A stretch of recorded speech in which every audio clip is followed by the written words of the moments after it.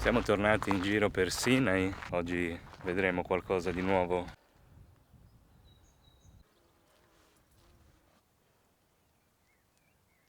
Il panorama è uno degli aspetti principali di questi luoghi.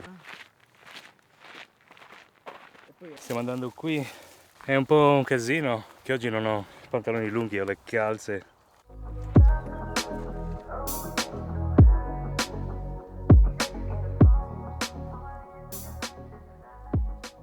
Siamo all'interno di questo nuraghe, alcune nicchie si possono vedere. C'è la scala, nuraghe Sant'Idroja, bellissimo, ovviamente quello che rimane, però è fantastico, è sempre un'emozione.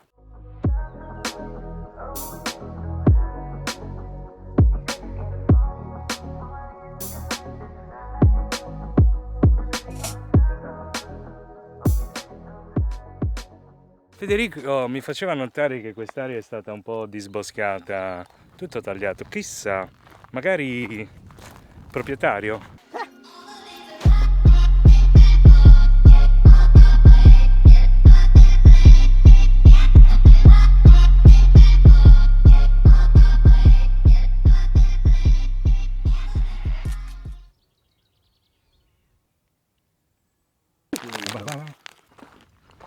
Abbiamo deciso di ritornare perché è cambiata la giornata, è diventato di nuovo un po' nuvoloso così, ma questa è anche la parte minore perché si sta bene, almeno non c'è il sole fortissimo, però abbiamo deciso di andare via anche perché c'è un altro nuraghe un pochettino più avanti, però è tanto più avanti, c'è da camminare, c'è ancora tanta strada da fare per tornare indietro, quindi è finita questa escursione di oggi a Sinai. Non avevo idea che qui intorno ci fossero così tante belle cose.